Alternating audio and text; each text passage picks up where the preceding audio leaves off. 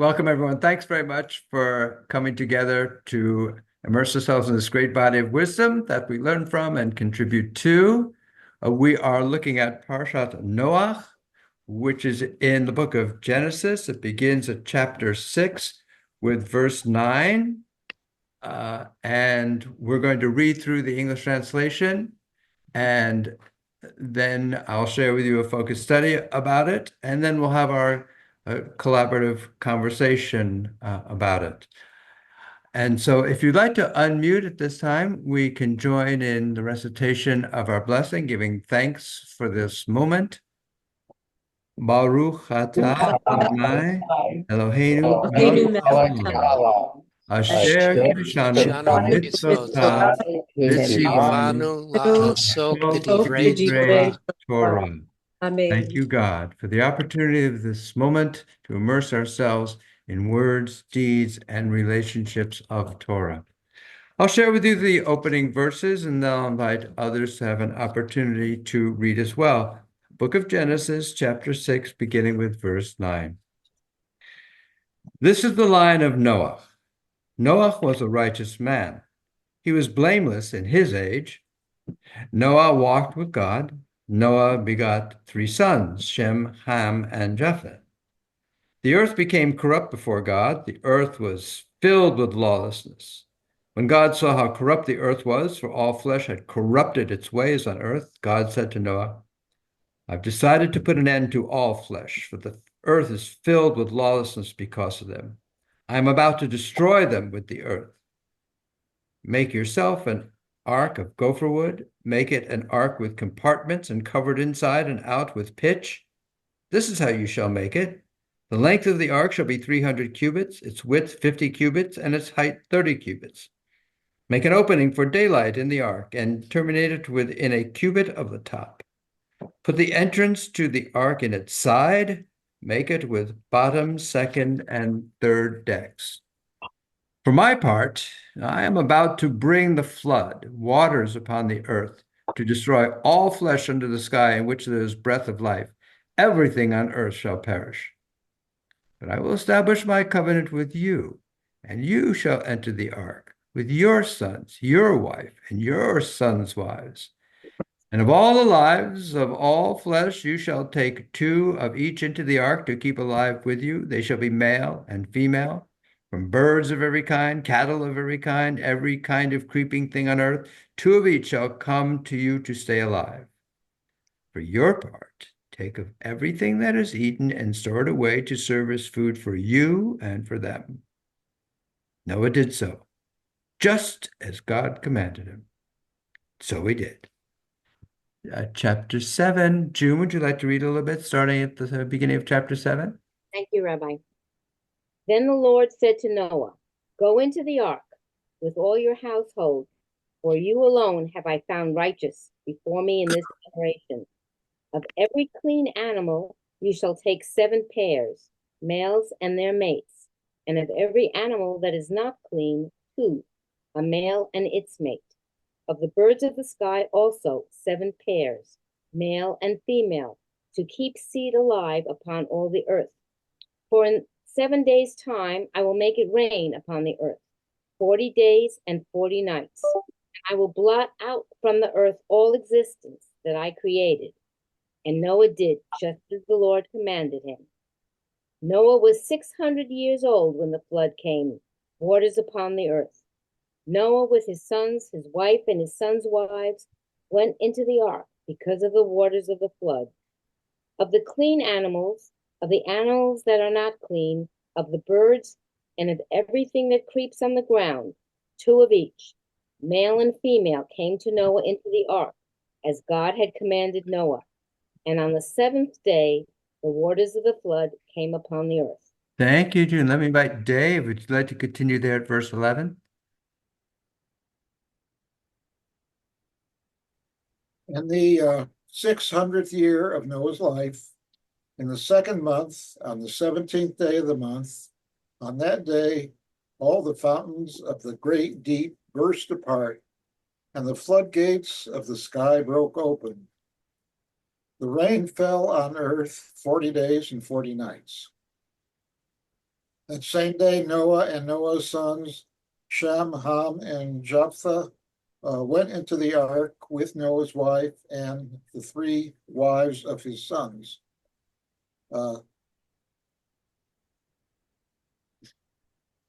They and all beasts of every kind, all cattle of every kind, all creatures of every kind that creep on the earth, and all birds of every kind, every bird, every winged thing. They came to Noah in the ark, two of each, all the flesh which there was breath of life. Thus they entered, comprised male and female of all flesh, as God had commanded him, and God shut him in.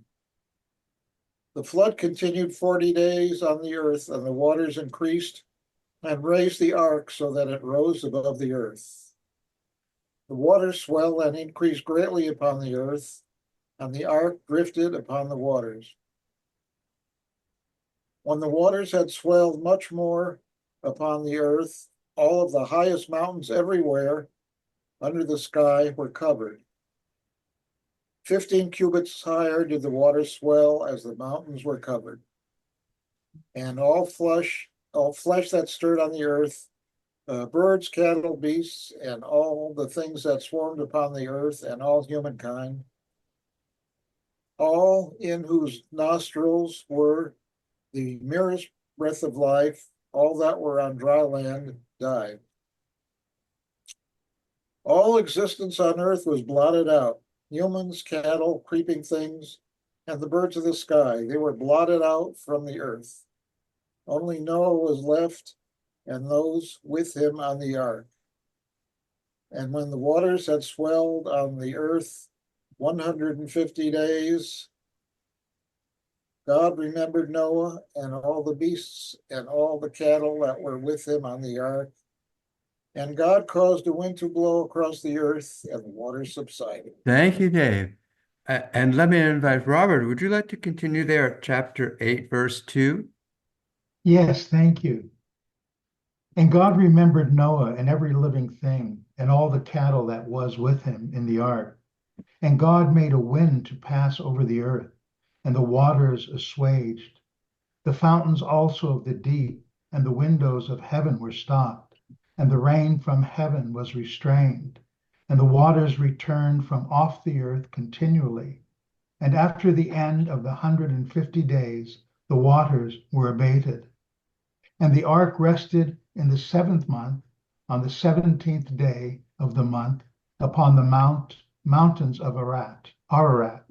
And the waters decreased continually until the 10th month. And the 10th month, on the 1st day of the month, were the tops of the mountains seen.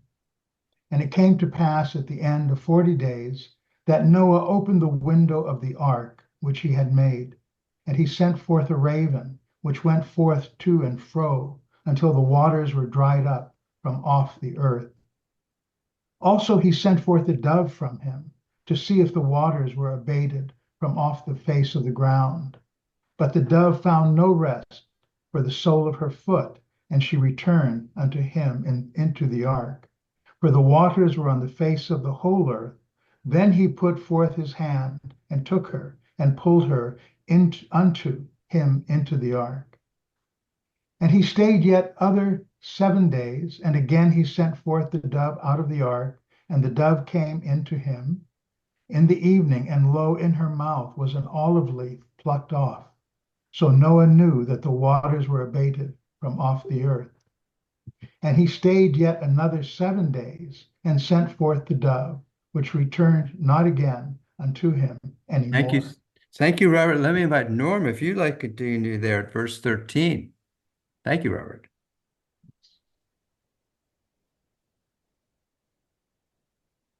In the 601st year, in the first month, on the first of the month, waters began to dry from the earth. And then Noah removed the covering of the ark. He saw that the surface of the ground was drying. And in the 2nd month, on the 27th day of the month, the earth was dry. God spoke to Noah, saying, "Come out of the ark, together with your wife, your sons, and your sons' wives. Bring out with you every living thing of all flesh that is with you, birds, animals, and everything that creeps on the earth, and let them swarm on the earth and be fertile and increased on earth. So Noah came out, together with his sons, his wife, and his sons' wives. Every animal, every creeping thing, and every bird, everything that stirs on earth, came out of the ark by families. Then Noah built an altar to Adonai, and taking of every pure animal and every pure bird, he offered burnt offerings on the altar. Adonai smelled the pleasing odor, and Adonai resolved, never again will I doom the earth because of humankind, since the devisings of the human mind are evil from your youth, nor will I ever again destroy every living being as I have done. So long as the earth endures, seed time and harvest, cold and heat, summer and winter, day and night shall not cease. Oh, thank you so much, Norm. And Jay, would you like to read a little bit? We're at the start of chapter 9.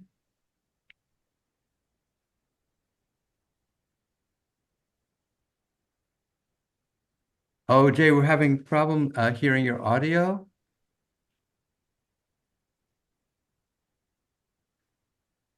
Okay, thank you. So we'll get back to you. Let me invite Mark Thompson. Would you like to read at the start of chapter 9? Sure. Thank you, Rabbi.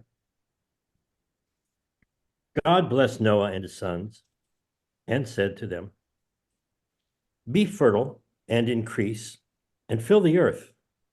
The fear and the dread of you shall be upon the beasts of the earth and upon all the birds of the sky, everything with which the earth is astir, and upon all the fish of the sea.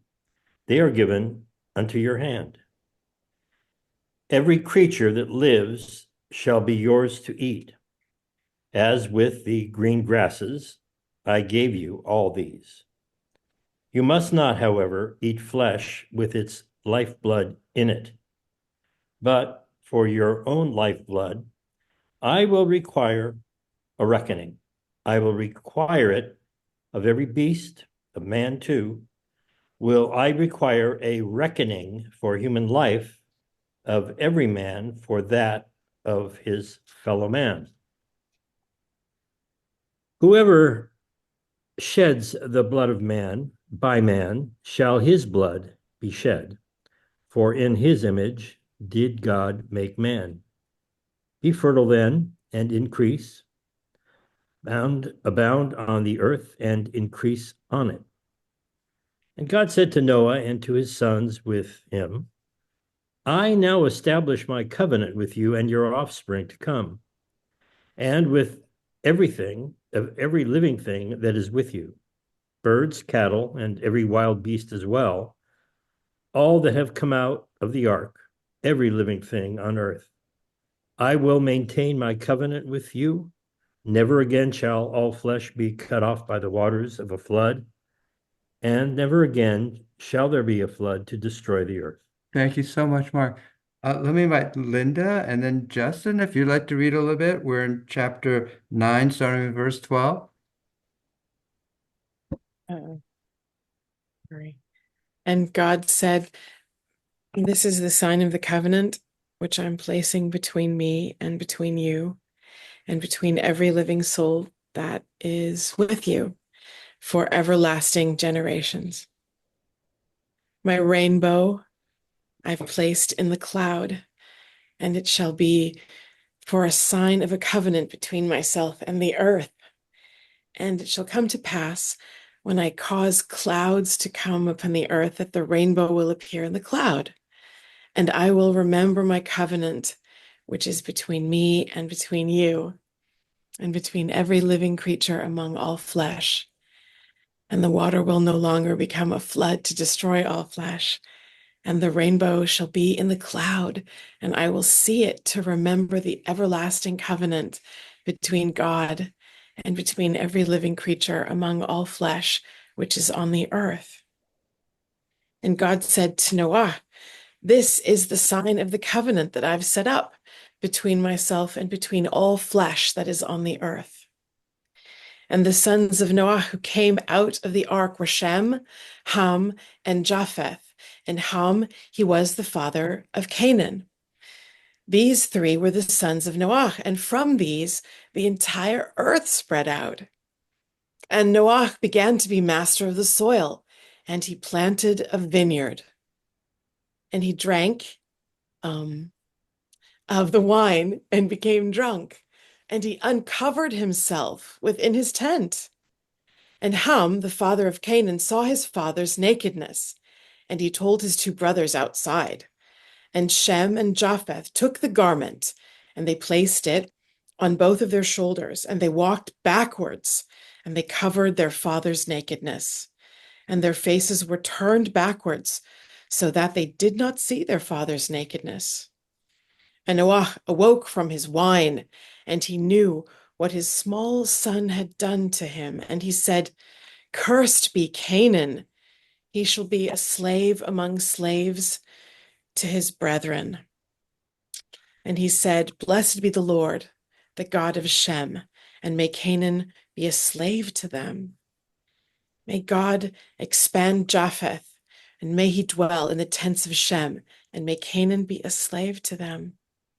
And Noah lived after the flood 350 years, and all the days of Noah were 950 years, and he died.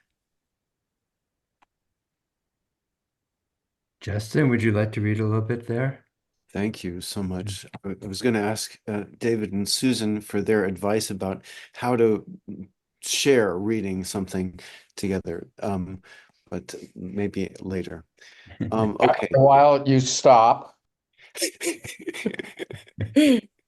That's the advice. Yes, the advice from Miles Davis to John Coltrane is just take the horn out of it. Okay. So, okay. And these are the generations of the sons of Noah, Shem, Ham, and Japheth, and the sons were born to them after the flood. The sons of Japheth were Gomer and Magog, and Madai, and Javan, and Tubal, and Meshech, and Tiras. And the sons of Gomer were Ashkenaz, and Riphat, and Torgama. And the sons of Javan were Elisha, and Tarshish, Kittim, and Dodanim.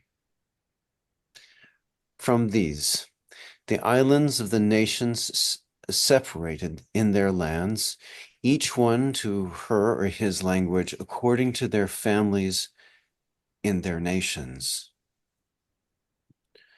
And the sons of Ham were Cush, Mitzrayim, and Put, and Canaan. And the sons of Cush were Seba, and Havilah, Sabta, and Rama, and Sabtecha. And the sons of Rama were Sheba and Dedan. And Cush begot Nimrod. He began to be a mighty man in the land. He was a mighty hunter before the Lord. Therefore it is said, like Nimrod, a mighty hunter before the Lord. And the beginning of his kingdom was Babylon, and Erech, and Akkad, and Calne in the land of Shinar. From that land emerged Ashur, and he built Nineveh, and Rehoboth, Ir, and Kala, and Rezin between Nineveh and between Kala. That is the great city. And Mitzrayim begot Ludim, and the Anamim, and the Lehabim, and the Naphtuhim, and the Patrushim, and the Kasluhim, from whom the Philistines emerged, and the Kaftorim. Oh boy, thank you so much, both of you. Beautiful reading. Thank you so much. Let me invite Rose. Would you like to read a little bit? We're at 15. In you.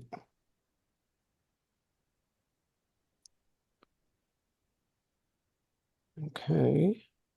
Canaan begot Sidon, his firstborn, and Heth, and the Jebusites, the Amorites, the Girgashites, the Hivitites, the Hivites, the Archites, and the Sinites, the Arvadites, the Zemorites, and the Hamathites.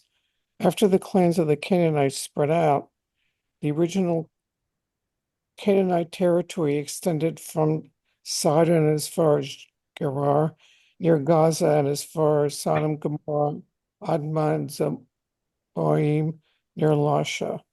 These are the descendants of Ham according to their clans and languages by their lands and nations. Sons were also born to Shem, ancestor of all the descendants of Eber, an older brother of Japheth. The descendants of Shem, Elam, Ashur, Arpachshad, Lud, and Aram. The descendants of Aram, Uz, Hul, Gerar, and Mash. Arpachshad begot Shelah, and Shelah begot Eber. Two sons were born to Eber. The name of the first was Peleg, for in his days the earth was divided, and the name of his brother was Joktan. Joktan begot Almadad, Shelef, Hazarmaveth, Jerah, Hadorazam, Uzal, Dikla, Obal, Abimael, Sheba, Ophir, Havilah, and Jobab. All of these were the descendants of Joktan. Their settlements extended from Mesha as far as Sephar, the hill country to the east. These are the descendants of Shem according to their clans and languages, by the lands according to their nations. These are the groupings of Noah's descendants according to their origins by the nations, and how these nations branched out over the earth after the flood. Thank you so much, Rose. Fantastic. Great. And let me invite Catherine. Would you like to read? We're at the very start of chapter 11. Thank you, Rabbi. Everyone on earth had the same language and the same words. And as they migrated from the east, they came upon a valley in the land of Shinar and settled there. They said to one another, "Come, let us make bricks and burn them hard." Brick served them as stone, and bitumen served them as mortar. And they said, "Come, let us build a city and a tower with its top in the sky to make a name for ourselves. Else we shall be scattered all over the world." Adonai came down to look at the city and tower that man had built. And Adonai said, "If as one people with one language for all, this is how they have begun to act, then nothing that they may propose to do will be out of their reach. Let us then go down and confound their speech there, so that they shall not understand one another's speech." Thus Adonai scattered them from there over the face of the whole earth, and they stopped building the city. That is why it was called Babel, because there the Lord confounded the speech of the whole earth, and from there the Lord scattered them over the face of the whole earth. Oh, thank you, guys. Thank you so much. And David and Susan, would you like to continue at verse 10? We would love to, thank thank you. We'll read until we stop. Or you stop us. Either way. This is the line of Shem. Shem was 100 years when he begot Arpachshad, 2 years after the flood. After begetting Arpachshad, Shem lived 500 years and daughters. Arpachshad had lived 35 years when he begot Shelah. After begetting Shelah, Arpachshad 403 years, and he begot sons and daughters. Shelah had lived 30 years when he begot Eber. After beginning Eber, Shelah lived 403 years, and he begot sons and daughters. Eber had lived 34 years when he begot Peleg. After begetting Peleg, Eber lived 430 years, and he begot sons and daughters. And Peleg lived 30 years, and he fathered Reu. And Peleg lived after his fathering of Reu 9 years and 200 years, and he fathered sons and daughters. And Reu lived 32 years, and he fathered Serug. And Reu lived after his fathering Serug 7 years and 200 years, and he fathered sons and daughters. And Serug lived 30 years, and he fathered Nahor. And Serug lived after his fathering Nahor 200 years, and he fathered sons and daughters. And Nahor lived 29 years, and he fathered Terah. And Nahor lived after his fathering Terah 19 years and 100 years, and he fathered sons and daughters. And Terah lived 70 years, and he fathered Abram, Nahor, and Haran. And these are the records of Terah. Terah had fathered Abram, Nahor, and Haran fathered Lot. And Haran died in the lifetime of Terah, his father, in the land of his birthplace, in Ur of the Chaldees, or Chaldees. And Abram and Nahor took wives. Abram's wife's name was Sarai, and Nahor's wife's name was Milcah, the daughter of Haran, father of Milcah and father of Iscah. And Sarai was infertile. She did not have a child. And Terah took Abram, his son, and Lot, son of Haran, his grandson, and Sarai, his daughter-in-law, the wife of Abram, his son, and they went with them from Ur of the Chaldees to go to the land of Canaan. And they came as far as Haran, and they stayed there, and Terah's days were 5 years and 200 years, and Terah died in Haran. Thank you, and thank you, everyone. That's our entire Torah portion for the week. I'd like to share with you a bit of focused study about it. If you have a copy of this study sheet, I invite you to take it out at this time. And I just want to share with you that as I was studying this week's Torah portion, I was still thinking a lot about what we studied last time and the theme that I shared with you there.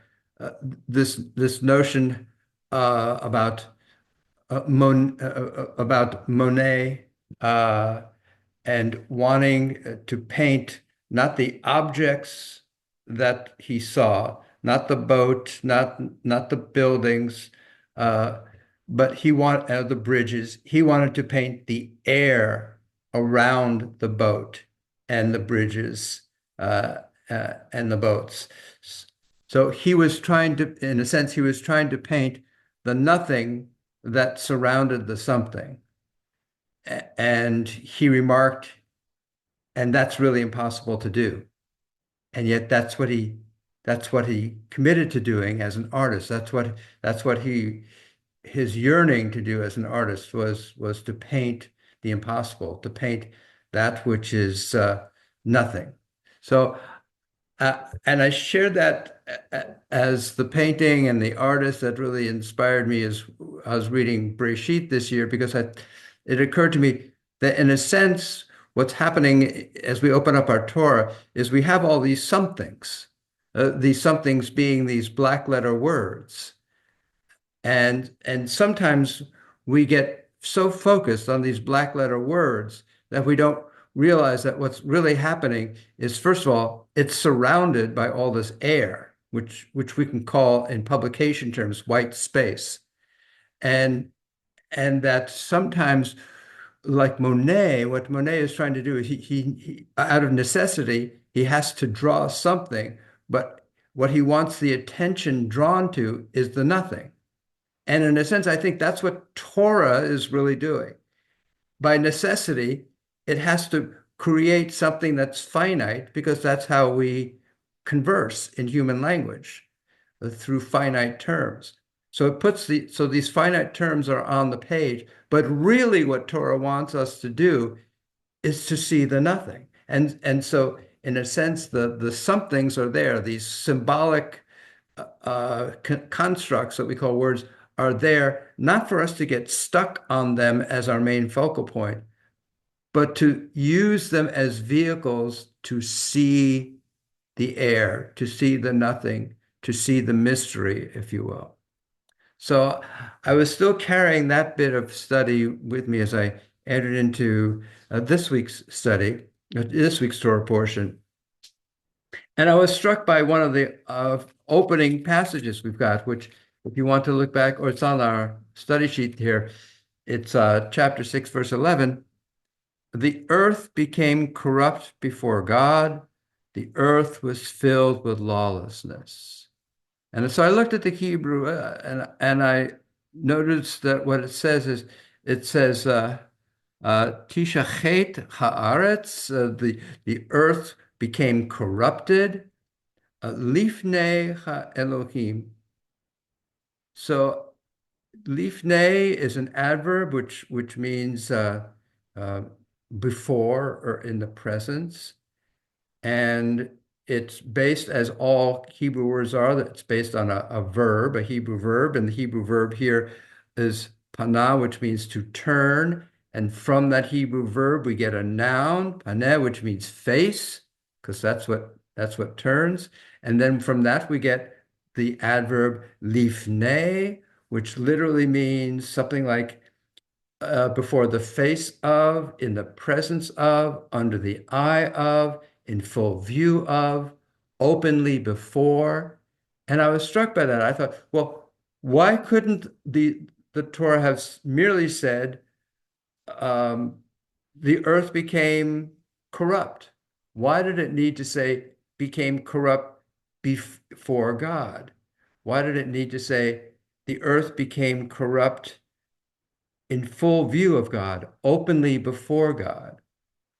And to me, what that was indicating was there's something important there to note that all this was happening in full view of the source of all life. And I thought that's indicating that all this corruption that was taking place was corruption and lawlessness and violence that was happening, even though the source of all of their existence was present. And either they were flaunting that, they were being or perhaps they were being oblivious to the presence. So I thought that, to me, as I started reading this, picking up from last week's study about the notion about being aware of that which one cannot see, in a sense, is that there's something really significant about this aspect of corruption being committed while being oblivious of the presence of that which gave them life. Okay. So I thought about this, and I thought back to the story about Adam and Eve. Adam and Eve in the garden after they eat from the tree of knowledge of good and evil. Then they hide themselves. And I thought, oh, they're hiding themselves because if they hide themselves, then either they won't exist, or maybe if they hide themselves, then the presence that told them not to do this won't exist. And of course, that opened up this whole theme that I shared in the written commentary this week about the significance of peekaboo as a game that a parent plays with a child, and how important it is for the child to have that kind of reciprocal relationship with the nurturing parent, to know that even when one doesn't see the nurturing parent, the parent is still there. Like peekaboo, I say, oh, the parent's still there. And so it's very important for the child to begin to make those attachments. And then I thought of the game of hide and seek, of course, which is also a critical game for one's psychological development, to know that one can be on one's own, that is, one can remove oneself. And then even if one removes oneself, people will come looking for you. People won't forget about you. They'll come searching for you.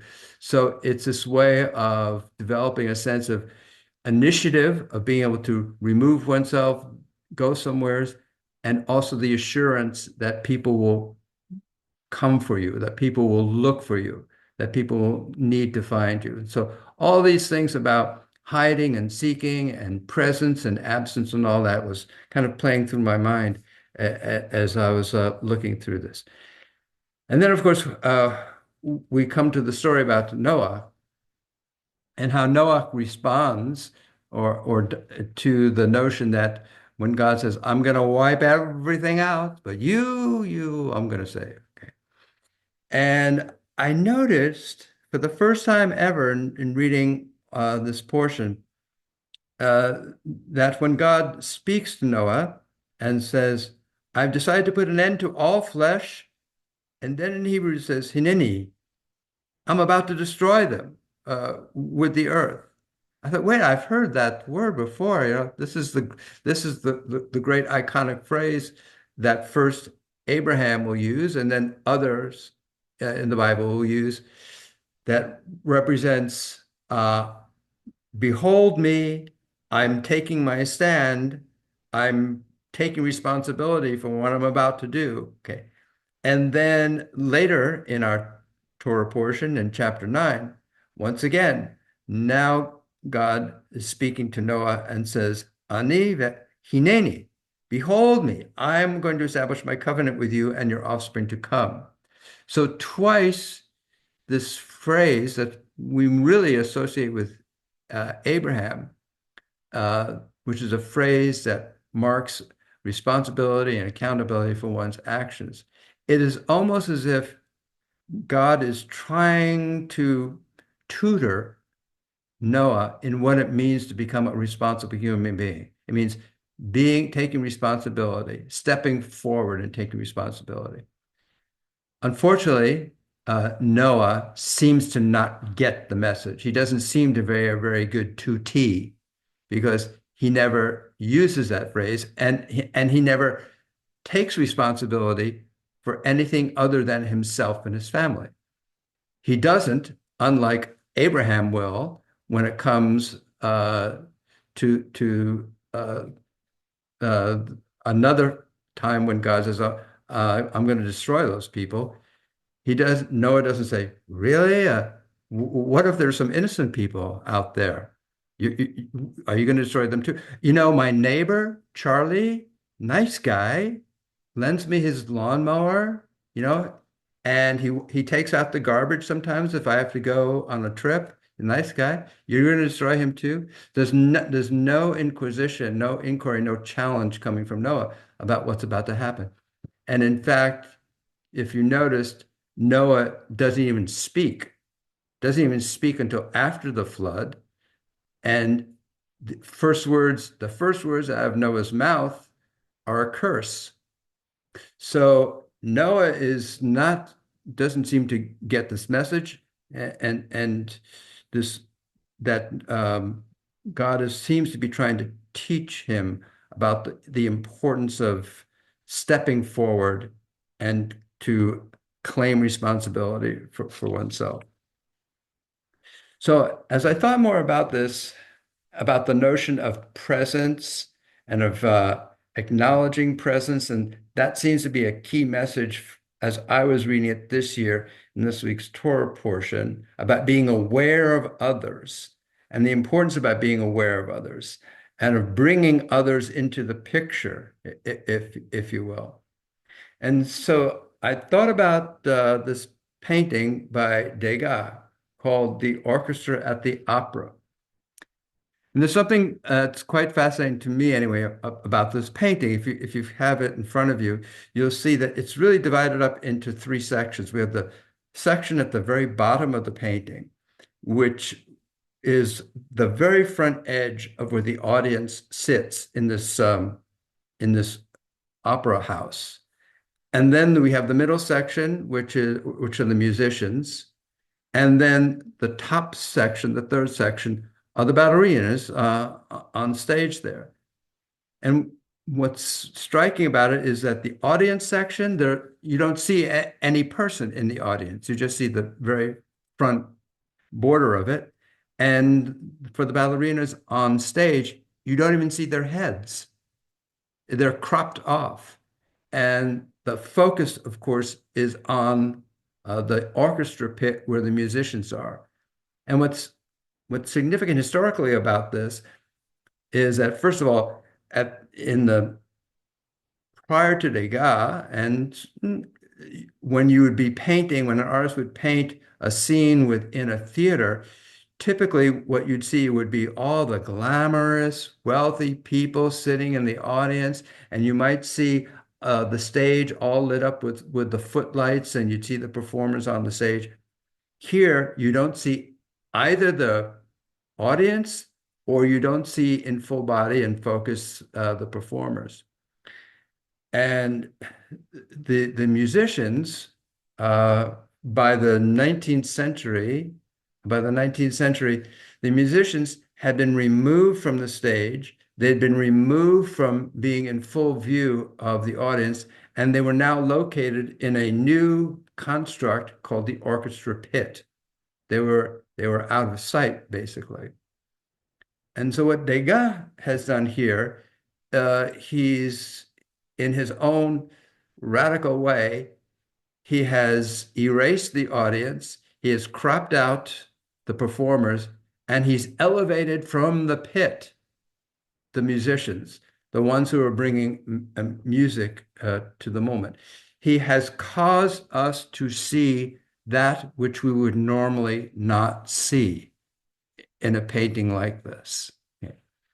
And then I stumbled across this quote from Degas, which is number 3 on our study sheet, which he says, "Art is not what you see, but what you make others see." And I thought back to Torah, and I thought one of the wonderful, great things about Torah is not only what it presents to us in terms of the black and white of the printed word, but also what it elicits from us as we begin to supplement those symbols by, in a sense, swimming in the sea or flying in the air of the white space that's around the black letters. And as we're doing that, we begin to pull out things that maybe others might not be seeing. And we begin to interpret, like, why does Noah act like this? What kind of person was Noah? Why did Adam and Eve behave this way? What was going on in the Garden of Eden? All those things that are not spelled out by the black letters are present within the white space, in a sense. And the artistry of Torah is that it is, in a sense, enabling us or inviting us to see those things that are not in the black symbols that are there. And so in a sense, Torah's not really a book of answers. It's a book of questions and provocation. It's a book of invitation to our imagination and our own creativity. And in a sense, I think maybe that's what I'm thinking of when I read Degas' quote, "Art is not what you see, but what you make others see." As an artist, he's trying to help us see things that we might overlook, to become aware of the presence of people who are buried in a pit, but nevertheless are making beautiful music that is causing us to have this wonderful, wonderful, spirited and beautiful experience. So I just share with you this notion that Torah is reminding us that what will make the world become a place in which the divine will really dwell is the extent to which we are aware of the presence both of other human beings around us and also aware of the presence that nurtures and sustains all of existence. So with that, I'd love to know what you experienced and what you saw and what you questioned, perhaps, as we read through our Torah portion. And I see that I've got Norm and Dave and Susan and Rose. So let me start with Norm, and then I'll get to Dave as well. Norm? Wow, your comments are just so rich. Hard to know where to start. I'm looking at the guy at the opera, and it's like everything is reversed. Because why do people come to the opera? They come to see the figures and the people who are in the opera. The orchestra is there as a support, and usually for most people it's not the center of attention. But here it is the center of attention with the dancers in the back. And usually when I've gone to orchestras, how is it set up? Well, the violins are in the front, and then there's the woodwinds are in the middle. Here we have a bassoon, which is the most esoteric to me, of the instruments in the orchestra, front and center, getting our attention. It's like it's all backwards. So much in the story of Noah and the flood is very troublesome to me. The text says that Noah was blameless. I don't get that at all. I mean, that to me is I'm going to spend a couple days studying about that, seeing how they justify Noah being blameless, where he says nothing as all of humanity is wiped out. I'm very troubled by God's comment that humans are evil from birth, because we're just a chapter away from where God created everything and it was good, including people. What happened? What happened in the meantime? And knowing that people are God's creations and that humans were created in God's image, and humans are evil by nature, what does that have to do with God? And people being evil from birth, is that our version of original sin? It just doesn't say very good things to me. You talked about presence and absence, and that's just very intriguing. What's missing here is that things have gotten out of control, and God is absent. Eventually, God gets around to giving laws and direction, etc., etc. But God seems to be surprised that people have gone the route that they have without any direction from God. God's hand seems to be present here only for castigation and not for modeling or for directing or teaching or leading. So I'm going to gather together as a bouquet as many comments as possible. Then I'll try and to kind of curate through them and sort them. Anna wanted to say something as soon as you mentioned bassoon. She seemed to want to say something, so go ahead. I used to play in a band and an orchestra in small groups. The first flute always sat in that position in a band, and it's the violinist in an orchestra. However, if you research seating charts for pit orchestras, for specific operas or different productions, there is different seating order. And this is actually without bassoonists there. That is one place. That is an actual bona fide position for the bassoonist to play in a pit orchestra. I looked that up because I was kind of going, So I did a bit of research on that this week, and I can say that, if there's any truth to Google and things, that's the case. So sometimes we end up in places where we don't think Oh. where we don't think we might be, or we look at other people and we think, what are you doing there? Or we look at Torah and we think, why is that in there? But if we keep looking, if we turn it and turn it again, everything is in it. Okay, let me call upon David and Susan, then I'll get over to Dave and Rose and Mark. Go ahead. So I've always read this portion as kind of a criticism of Noah. And I recently was talking with someone about the fact that, for example, my grandkids challenge everything their parents say. And that I, in fact, would never have thought of that as a child.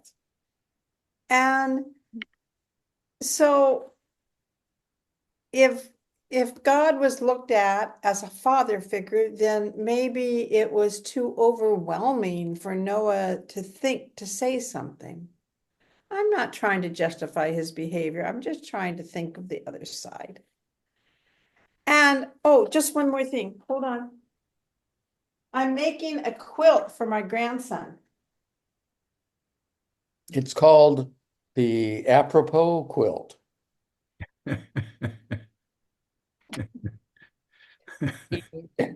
Here it is. Let's see if you can see it. Wow. Oh my goodness. What? Look at this. This is amazing. Isn't that an amazing panel? Oh, awesome. So, yeah. So on topic. That's fantastic. David, did you want to share something? I have two takeaways, two to think before your study sheet. Number one is the Rainbow Covenant, which a covenant is a contract or an agreement, the way I often think of it. But in this case, and maybe even in the later case of the circumcision, it's not, if you do this, I'll do that. It's God, it's a promise. God has committed not to drown the earth again. And so you remember that he made that promise when it rains like the dickens, he gives you a rainbow. And so when we get into the Torah a little further again this year, I'm going to have a semi-focus on the nature of covenant. Excellent. And the other thing is, in a similar fashion, this is the Torah portion where pretty explicitly human beings are given permission to eat animals. Yep. Right. And then in the last Torah portion, at least interpreted as saying that we were vegetarians, even though animal sacrifice appeared to be going on and was seemingly superior to a grain sacrifice. And Great. I meant to say, and I would like to say that had Noah not acquiesced as he did, maybe it was an opportunity for God to understand God's power and how his relationship with people should be. Okay. Wow. Okay, let me call upon Dave and Rose and Mark. Dave? And then Catherine. Yeah. Going to your first item on the list raises questions for me, probably no answers. But it said the earth became corrupt. What do we mean the earth became corrupt? Seems to me what they're implying is everything that was alive on the earth became corrupt before God. The earth was filled with lawlessness.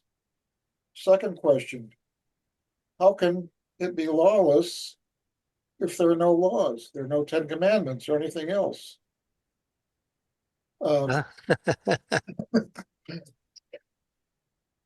and another thing I just noticed today for the first time is the pure animals, when they came onto the ark, they were 7 pair. Was it 7 pairs? I forgot of each. I forgot the exact number. But they needed more of the pure animals because later on they were doing some sacrifices. So this is why they needed seems to me that's why they needed the extra animals to be saved from the flood to make these sacrifices. Uh, and third thing, I can't recall of anything being sacrificed before this. Is this the first time we have sacrifices in the Bible? I don't know. Yeah. So, first of all, good close reading, Dave. I'm just going to make this one quick thought that I had about what you said about the earth becoming corrupt. So, one of the images that I get out of the reading is that there's this symbiotic relationship between humans and the natural world, that one has an impact on the other. And that as humans become, the story of creation sets forth this this um, this reality that is very dynamic and is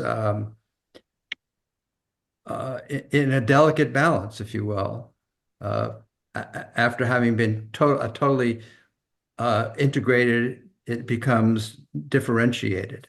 And that differentiation is able to exist only through the interaction of these different parts. And so the image I'm getting is that humans are acting in a way that is so destructive of one another that human beings, in a sense, burst all bounds that otherwise would keep reality going. I mean, the unity of the universe has become differentiated into distinct parts that all have their own boundaries, if you will. And here, the image I'm getting is that humanity is bursting all bounds. It's like libido has just flooded past whatever dam gates there might be restraining it. And as a result, nature responds in kind or becomes so there as human beings become so bursting of whatever restraints there might be on their behavior, that infects the earth itself. I'll just leave it up to, in terms of more contemporary viewpoint, is there something that we humans are doing that then nature is responding in kind, as icebergs collapse, as rivers flood down the streets in Spain? I mean, I guess that's a bigger discussion, but that's the image I'm getting about. It's that the humans are bursting the bounds of their imposed restraint that would allow them to continue to exist in some kind of harmony.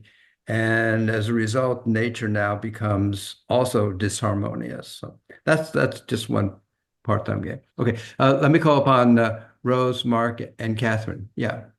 Yeah, well, I think what you're saying and what Dave and several other people have said makes sense. It says Noah was blameless at his time. It didn't say he was a tzaddik. It didn't say he was righteous. It says he was blameless, which means, to me, I can't remember who said that no laws had been set up, because nowhere up to here has Hashem commanded people to do anything one way or the other. Yeah, and as you're hinting also, it Yeah. doesn't say he was a righteous man. It No, says it he was was righteous and blameless in his age. Well, right. we've seen already what kind of an age he was living in, so we don't know Rabbi, how good he would have been he in. was When Ish it's HaTzadik. He was Ish HaTzadik. That's He was the Ish Hazi, and he was it says he was Tom, he was innocent, he was blameless, but it's that's conditioned, right? It's a conditional blameless. Blameless for his time, when you've got the Wild West going on or whatever it is that's happening. well, and that's the thing. There wasn't really any kind of limitation that Hashem had put on anybody. It's not mentioned at least. Oh, So, but and yeah. it's but what's interesting to me is you always think, well, gee, why did the animals had to die? They didn't do anything. How come they were flooded out?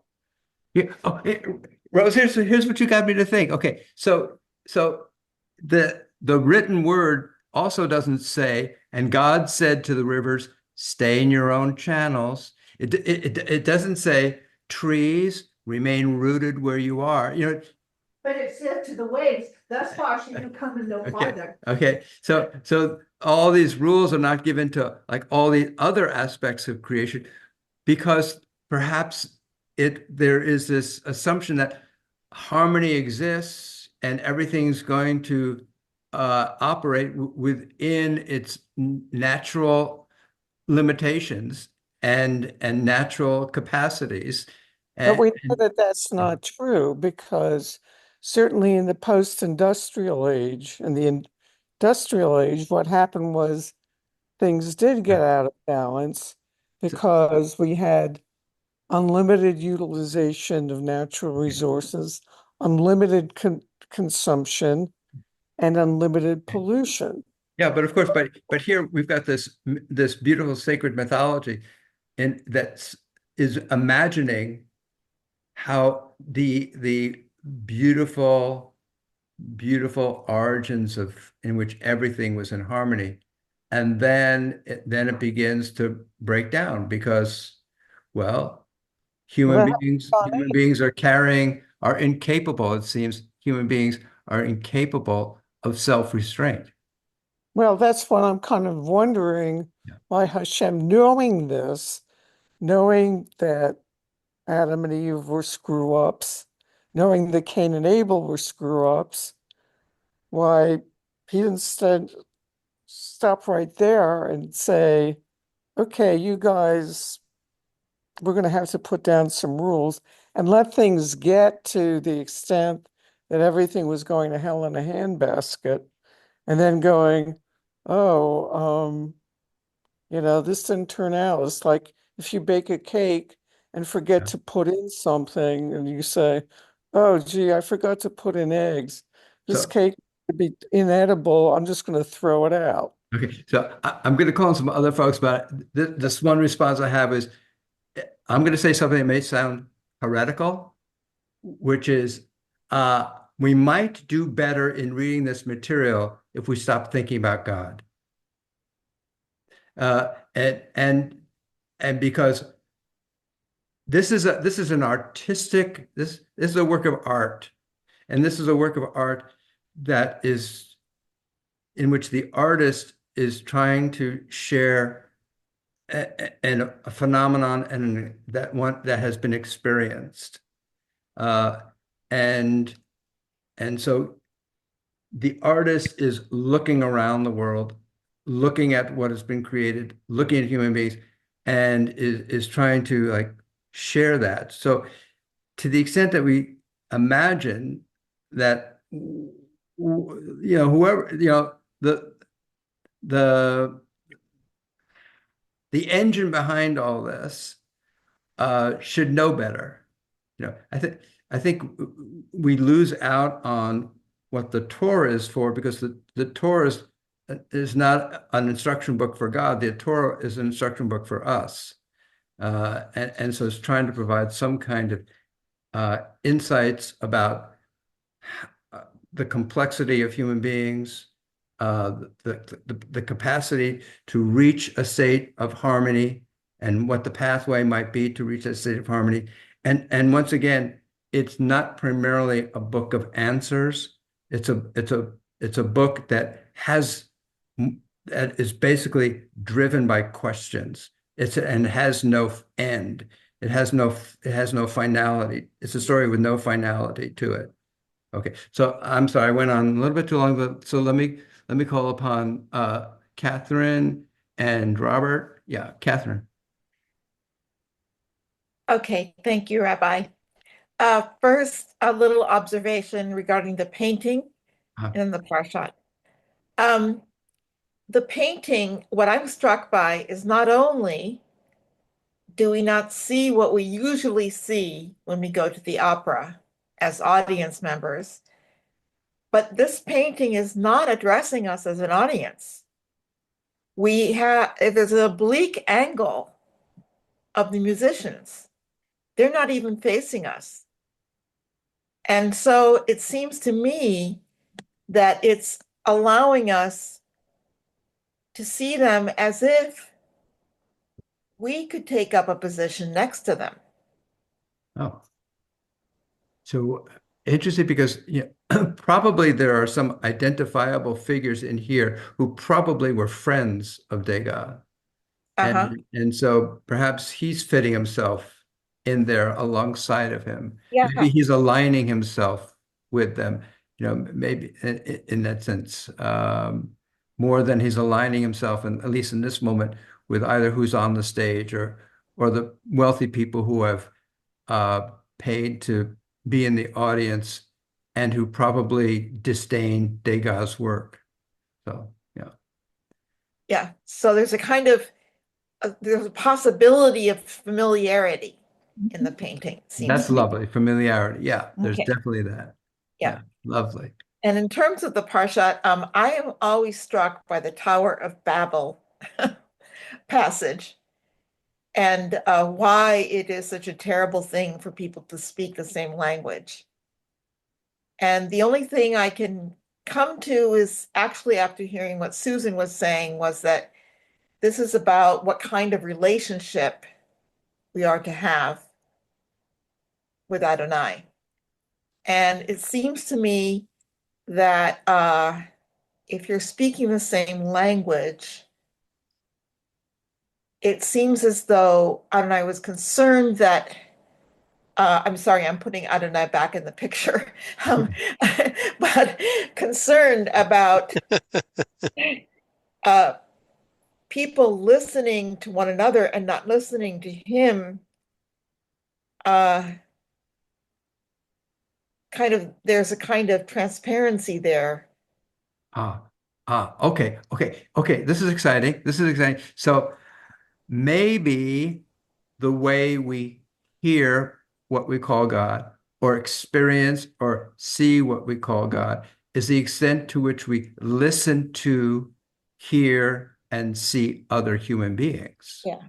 So what's happening, one way of looking at what's happening with the Tower of Babel is that these are people who are saying, we don't want to see other people. We don't want to live with other people. We don't want to encounter other people. We want to create this tower and wall of exclusivity. We don't want to have to be able to understand anyone else. Right? We want to just stay right here. And so it's that, again, we want to close off our sensory system to those around us who are not part of us. And then it gets the Midrash about this Tower of Babel describes people who will be building with bricks and then they'd fall in the process of building bricks and people would ignore the people who fell and would just keep on building higher and higher and higher. So this sense of being so oblivious, insensitive, is bound to ultimately fall, is what the message is that won't get you to heaven. It'll be the opposite, and take you away from heaven. Yeah. So, lovely. So let me call upon Mark and Robert, and we'll get to Jay. Mark? Probably should have just put down my hand because most of the things that have been commented already, I was going to say. Just a couple of things in reflection. I remember reading about Noah for the first time, thinking that he really must have been pretty special if he was selected to be the one to survive. But the more we study him, we realize that he was very ordinary, and in fact, not such a man of righteousness or blameless or innocent, because one of the first things he did was curse and go naked, running around naked among his sons, and got drunk. So he was fairly representative, apparently, of people of that generation. So that was just one comment I was just going to make. And the other one is, I'm also fascinated with the idea of this Tower of Babel with respect to, and I'm sure this has been addressed before, but just this idea of let us go down then. Let us go down then and confound their speech. Well, who is thus? Us. Who is us? And what role do they have in providing power? You know, why do they have to show their power over us poor earthlings? So real quickly, why is that what you wonder about? Why do you wonder about that? Well, Yeah. it just makes me wonder, there's the implication here is that there's some other entity out there that is forcing its will upon us, which I find bothersome. Okay. Why would you even bring that up? Okay, great. So we got so many hands. This is just great. Let me call upon Robert and Jay and then Linda and Justin. So go ahead, Robert. Well, thank you again for a lovely evening. I think one of the strengths of Thursday night that I appreciate is all the different perspectives. Mm-hmm. And so I'm going to throw in an entirely different perspective that is antithetical to everything said. Because tonight is a night where we can really share from the heart. The first mention of Noah, and again, I'm using King James, but I think we all have the same drift. These are the generations of Noah. Noah was a just man. That means each one receives his due. That's what justice means. That means he gives his due to God and he gives his due to man. Again, this is my understanding. And perfect in his generations. Well, what were those generations? They were very simple, not complex, but spirituality, no matter when, is a mystical relationship, as I understand it, as I practice it, with my Creator and translate it into my relationship with human beings. A just man and perfect in his generations, and Noah walked with God. I use this as a premise. Now, based on this premise, now I'm going to go back now, because it was mentioned correctly that nothing had been said about 10 commandments and so forth.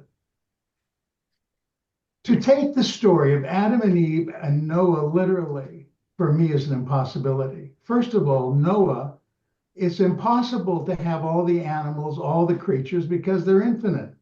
So what is the story here? What is the message we're trying to get at? We go back to Adam, tree of life. What is the tree of life? What gives life? The qualities that I tell people that I see in the people on Thursday night when I'm with them. They're lovely people. They're wonderful. They're kind. They're giving. They really care about humanity, kindness, goodness, charity, generosity. So the tree of life was given in the days of Adam. So it wasn't new in my perspective. And then we go back to this thing about the ark. If I look at that for inward meaning, the ark is the covenant. The waters are the word of God coming down, and what drowns is the ungodly, because the animals and so forth are representative of a lower life. The animals he saves are representative of all the different kinds of personalities, because in God's kingdom, which is, let's just say, earth and wherever there's creation, in his realm, all are accepted, and we all have such different personalities. We're all included. He took those who saw that Noah was a just man and perfect in his generations, and that they responded to the word of God. Now, I love the fact that somebody mentioned the rainbow. Why a rainbow? And listen, any poet who doesn't write about rainbows is different than me. It's because there's a point at which I had to leave them alone and move on. Water, which is a symbol of the Word of God. Light, which is the Holy Spirit. And what do we have? Beauty, light of every color, and therein is the story of humanity, unity and diversity, and unity for me of all the great religions. Because no matter what that color and the colors between the colors and the colors between the colors between the colors, all the religions in essence are the same, and everyone on this call, we're essentially one humanity. So, and this nakedness thing, why, if he is a just man and perfect in his generations and he walks with God, what is the vineyard? Vineyard gives grapes. Wine is a symbol of intoxication. I've probably written at least 100 poems with the intoxication of the wine of the love of God. So he was intoxicated with the love of God. Now, nakedness, why was Canaan a servant? Because what was seen in that nakedness was not his spiritual reality, but his physical reality, and that is sin. If in the days of Moses, if they did not see that spiritual reality, that would be sin. And I am reminded, I've shared this more than once from the words of Baha'u'llah, where he says, there is no fiercer hell, no more fiery abyss than to possess a character that is evil and unsound, no more darksome pit nor loathsome torment than to show forth qualities which deserve to be condemned. And actually, it was from his son, Abdul Baha. So that's just a few of the things. And I love this section. So, that's my 2 cents.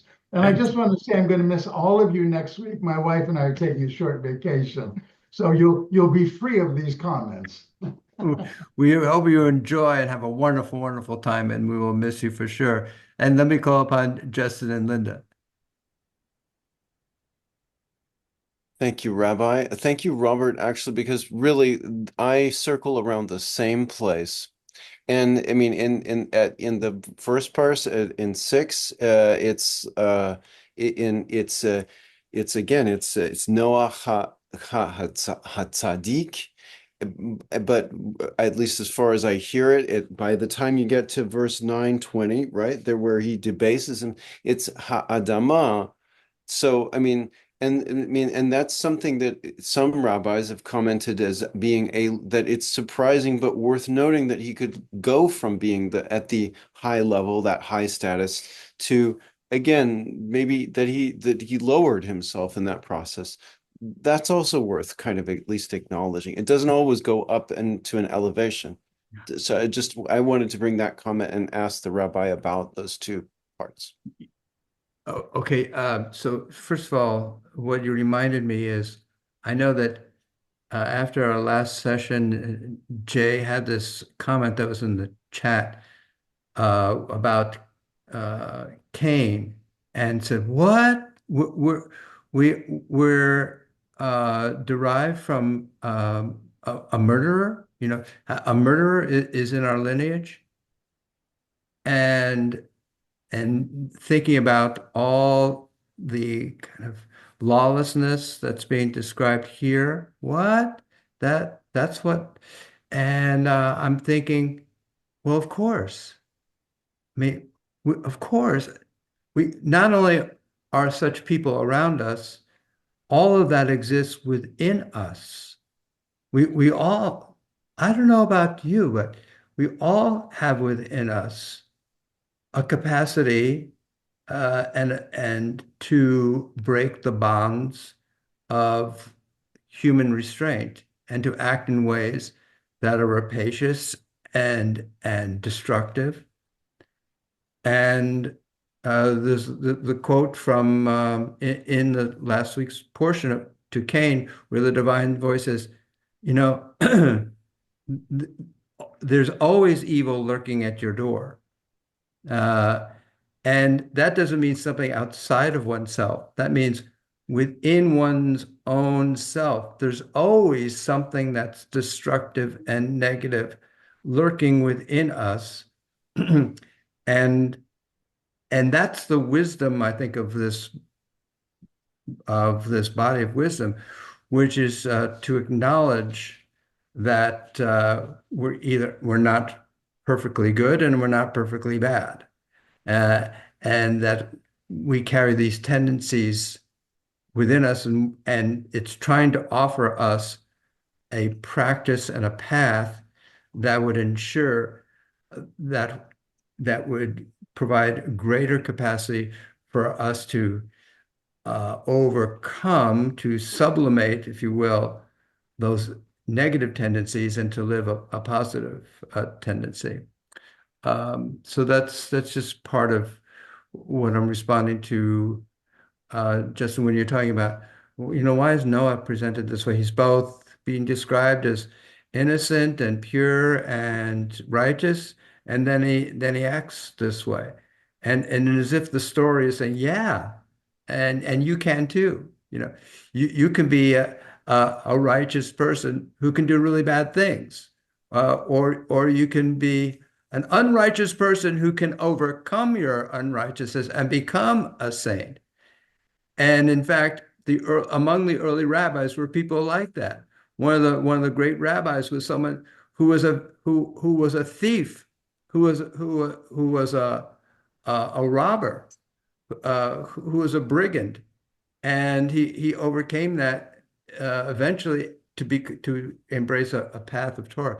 So these are Judaism recognizes, as I don't not familiar enough with other faith religions to say this. I can say it about Judaism. Judaism recognizes that none of us is totally wicked, none of us is totally bad, and totally good. In fact, that's what, if you will, Chabad Judaism is all about, which is the one who walks. It's a pathway designed to treat those who are half and half. And how can we make sure that the good half prevails more often than the bad half? That's kind of the way of thinking about it. And Linda, did you want to share something? Okay,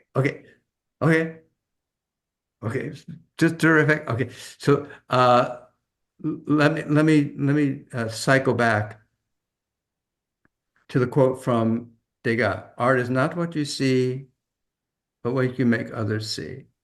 So one way of thinking about a work of art is to say, I have this message and I'm going to present it to you, either in a book form, a music form, a visual form, and I want you to see what I'm presenting to you what I've seen. Then there are artists. If you remember Robert Frost, we had a quote from him a couple of weeks ago where he said, I've never known what the end of my poem is going to be. Writing a poem is a process of discovery for me. And so there are works of art that can either be messages, or there can be works of art that are processes of discovery. And I think that's what Torah is. Torah is less a message, even though you'll see kind of prescriptive things in here, but primarily because of its structure and its content, the Jewish Bible is a work of art that's more discovery than message. And it is inciting the viewer, the reader, to embark upon a journey of discovery. That's why the entire meta story is one that is crafted around a journey. That's why structurally is crafted in such a way that it doesn't end. The Torah doesn't end with the settlement in the land of Canaan. The entire Jewish Bible doesn't end with a resettlement after exile in the land of Canaan. The Jewish Bible ends with King Cyrus, who's the one who's called the Mashiach. It ends with King Cyrus saying, "So, you've been in exile all this time. You've been living in this strange land of which I'm the ruler. Hey, you can stay here if you want, but I'm giving you permission. If you want to go back and to the land of Israel and rebuild the temple, go ahead." And it doesn't say, the Jewish Bible doesn't say everyone cheered to say, "Yeah, we're going to go back." It doesn't say that because that's the way our lives are. Until we drop dead, it's never known what the next step that we're going to take is. It hasn't been written. We haven't written it, So it's always there's always an unknown of what's going to happen next. And it is that sense of living with the unknown that Jewish wisdom tries to instill within us some kind of ways, practices of living through the uncertainty. Judaism doesn't promise a certainty about anything.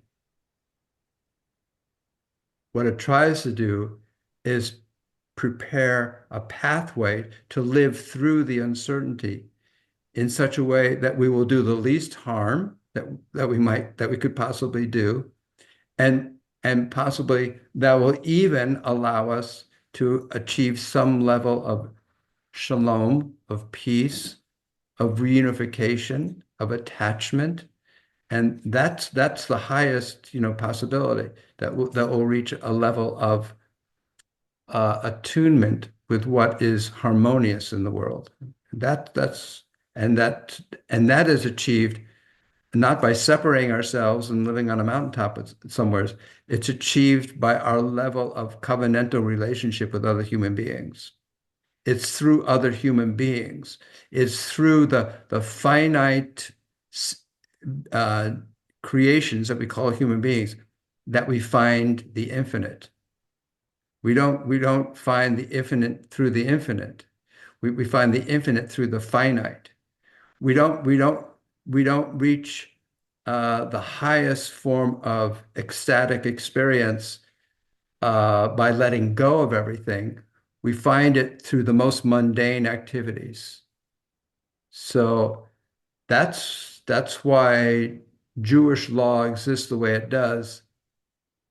And that's why it's so much more dominant and prevalent and basic more than ecstatic practices, because it's through how I treat my neighbor, whether I build a parapet on my second floor, how I lend money to someone, how I pay wages to someone. It's through those very quotidian, mundane activities that we become able to access the infinite and the divine. So I just return to the importance of what you make others see. The artist Degas is trying to expand our vision to be aware of what's around us. Just as Monet was saying, the boat, the bridge, and the building, that's not what's important. I have to put those in there so that I can paint what's really important, which is the emptiness. That's what's really important. So I want to thank each and every one of you for being the kind of presence that helps me to expand my sense of what to be aware of, what gives enrichment, and what's really important. So thank you all very much. What a rich time we've created together. I look forward to our next gathering. God bless you all. Be well, everyone. Thank you. Thank you. Thank you so Lovely. much. Thank you, Rabbi. Thank you. Rabbi.